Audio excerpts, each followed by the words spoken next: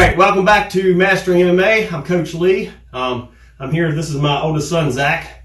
He hasn't been in any of my videos yet, I don't believe, but he's out of the house for the weekend, so we're going to shoot some videos.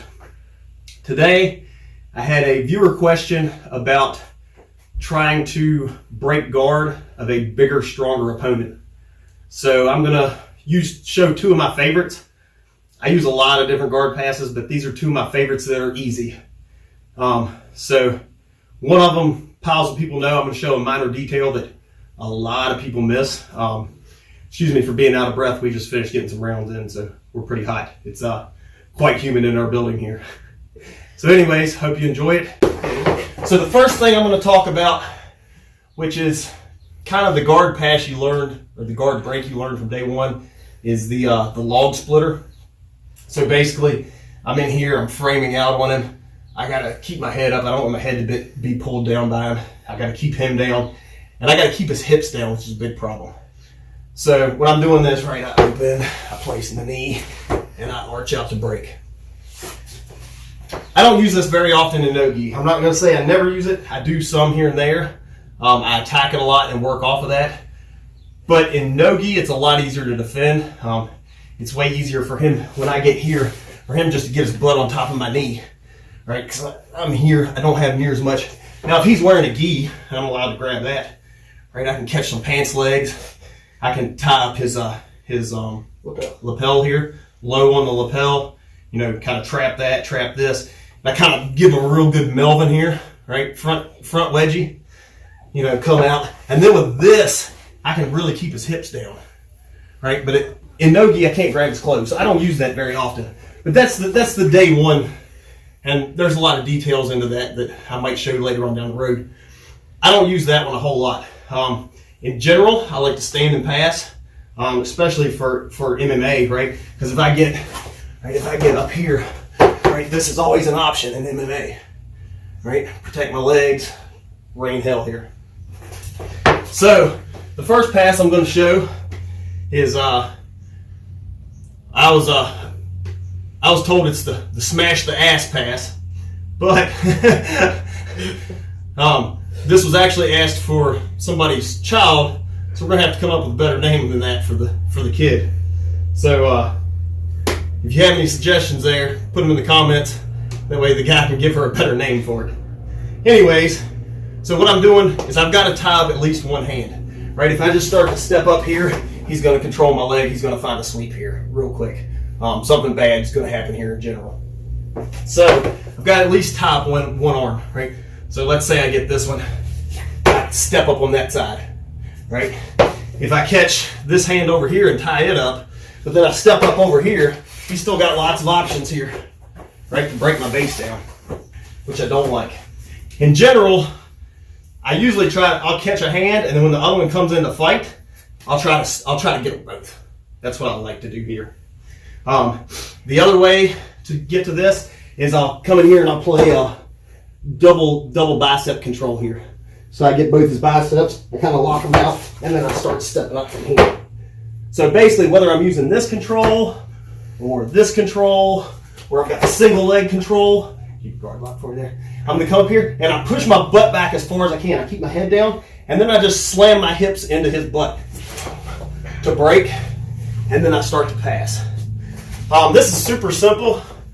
I learned it not too long ago. It's been within the past year, and it's probably my favorite pass right now. I use it a lot. It's super effective. If their guard doesn't break right away, you can go right back into it if you need to, or you can transition to other guards. It's a pretty safe pass. So that's the first one.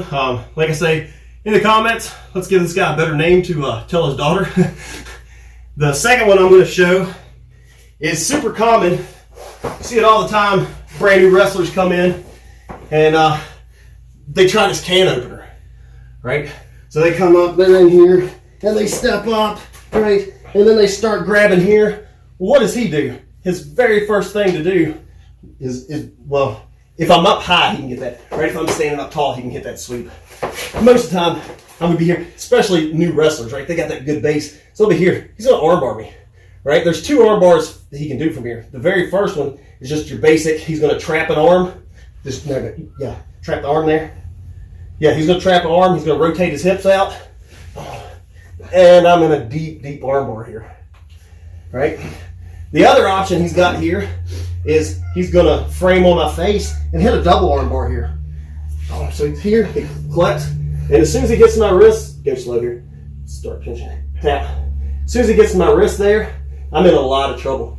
Or your feet cross, you can cross your feet behind my head too here. Yep, right there. So that's a super deep, tight arm bar. I like to hit this one when I'm on bottom. People try to can open me because it's almost always a verbal tap. Once he starts extending, go slow, extending my hips. Usually my hands come up a little bit. I really can't tap much a lot of times. So you get tap, tap, tap. So it's kind of a fun one. So the detail here that I use to hit this is you got to trap the hips. So to begin with that, I'm still trapping hands, right? Whether I'm here, double bicep, I could be single hand, right? And I'm gonna start to step up. And then when I hop in, I'm gonna pinch his hips in here, right? And then I shoot up to here, and I catch this like a tie clinch. So I'm gonna get below the ball of his head, and I'm all the way around. This hook, you can see my fingers are all the way to the opposite side of his head. I'm not meeting in the middle here. I'm making a big hook here, and then I brace it, right? So I'm up here like this, right? So now his hips are trapped, right? He's not moving. He can try to frame and double arm bar me here, right? This sucks. And while he's doing that, I'm here, and I pass. Also, I like to leave this hand in here whenever possible and force that knee that way, right? With this here, turn back into me. Without even me using my upper body or controlling his upper body, that's about as far as he can turn back into me. So I've eliminated one whole side of his escapes. So if you're doing the can opener, the key is to pinch your knees around their hips, close them in. I see far too many people try that and end up arm barred or swept if they get too tall. So you're driving off your toes, knees coming in at an angle to collapse those hips, and then tie clench the back of the head, roll it into their chest, gives them very little room to move. Put your head at a spot where it's really hard to frame to make the right angle to free your hips. So when I can opener, that's how I do it. And then, like I say, the other pass, that is my favorite right now for the time being, until I find a new favorite.